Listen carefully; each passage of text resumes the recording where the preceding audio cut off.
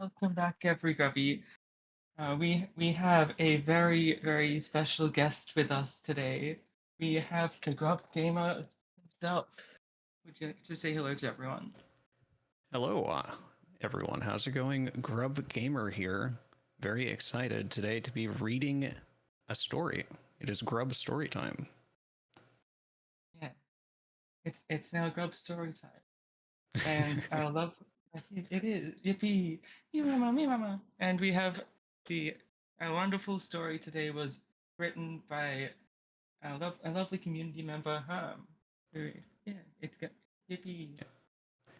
Yeah, and I, the Grub Gamer, actually haven't read this story at all, so I'm going to be reading this for the very first time. So it's very exciting.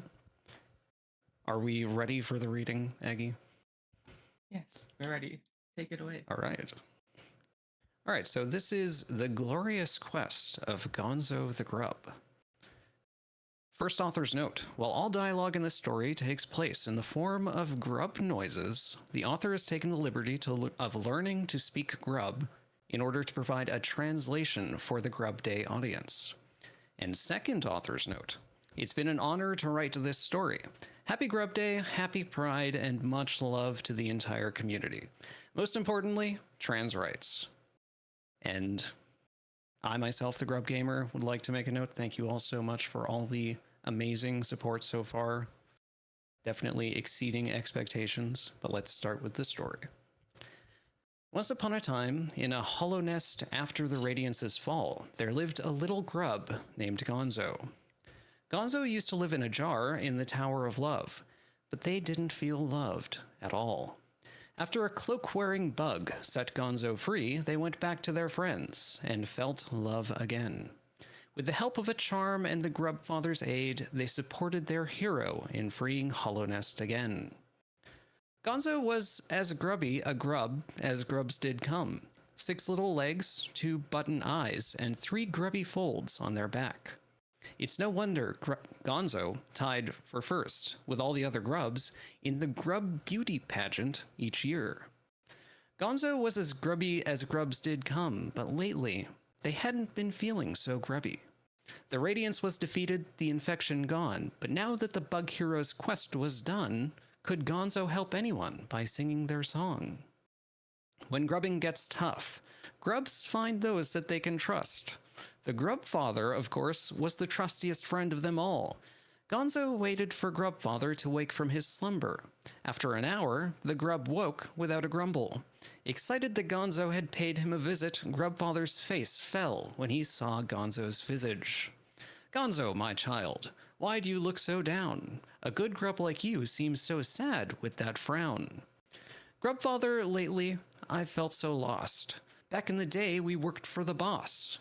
We helped save our home from that terrible moth, but now our heroes in the realm of gods fighting foes so radiant they can't get hit once. If the hero of the grubs can't be healed by my song, then what do I do to keep grubbing along? The Grub Father let out a big, sad sigh. Oh, little Gonzo, it's clear you feel so lost, but every grub knows you're a treasure to us. Hollow Nest is healing and your voice can help. With friendship and courage, you could even become a hero yourself. Gonzo memed and mummed in joy. Seeing Gonzo's excited disposition, the Grub Father decided to give them a mission. Go to Crystal Peak and find my old Mona. They're a bit of a grouch, but deep down they're no loner. They've left the Grublands because they don't think they belong, but I believe you could bring them back with their song. So Gonzo the Grub set out on their quest.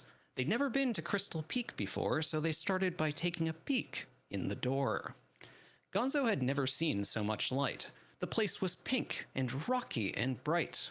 Squealing in shock, Gonzo spoke to himself. This place is pink and spiky, but grubs are green and squishy. As much as I want Grubfather's friend to come home, I'm not all too sure I can do this alone. But when grubbing gets tough, grubs find those that they can trust. Gonzo went over to the False Knight's old chamber. They'd heard that there might be some more squishy friends there. When Gonzo walked in, they found two maggots having a tea party. The maggots, Marcus and Margaret, were happy to have company. "Hey, Grubby Grub, what brings you here?" the twin maggots chirped. Gonzo explained they'd been stopped in their quest. If they couldn't cross Crystal Peak, how could they save their friend? Marcus and Margaret knew just the cure. Always up for adventure, the twins hopped in the false knight's suit. "We'll take you with us," came an echoing shout. All suited up, the three prepared to head out. Though there wasn't much headroom, which hampered the climb, the party of friends made it to Mona just fine. They went up through Dirtmouth to see Elderbug, making sure to say hi. Then the three little bugs took the elevator for the first time. Looking down at the town, Gonzo grubbily gasped. "I never knew that our world was so small, but on this big night's back, I feel I can face it all." Preparing their voice, Gonzo headed toward Mona's home, allowing Marcus and Margaret to keep them safe from Peak's dangerous stones. As they hopped down into Mona's hall, the twin maggots gave Gonzo a cheer. "Gonzo, you've got this. Together we're strong. Now go on and rescue Mona with your song."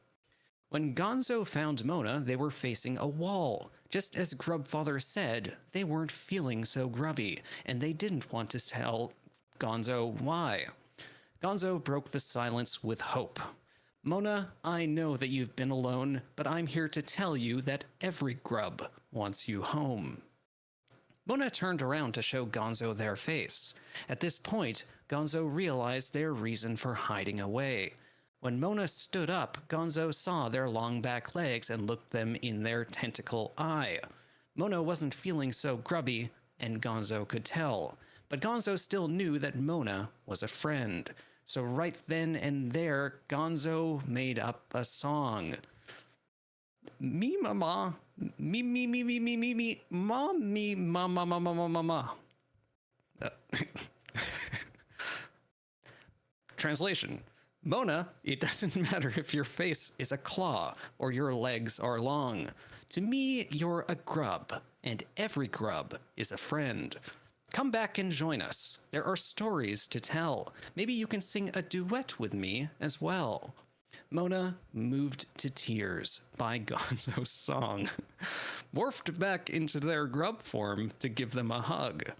And with the meeting complete and reunions to come, Mona greeted Gonzo with a hope they'd both thought gone. "Thank you, sweet Gonzo. Let's go home." Together, Margaret, Marcus, Mona, and Gonzo journeyed back to the Grubfather's home. They each received a medal for their courage. A tea party was held in Marcus and Margaret's honor, and the two were named official Grub friends for helping Gonzo.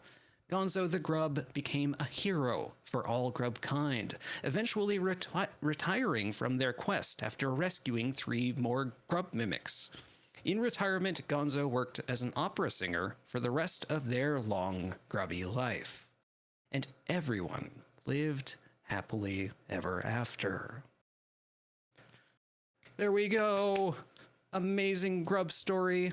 And that was written by Herm. Thank you so much, Herm. And thank you for this wonderful artwork and stream. I'm so proud of you, Grubs, for this amazing Grub Day stream.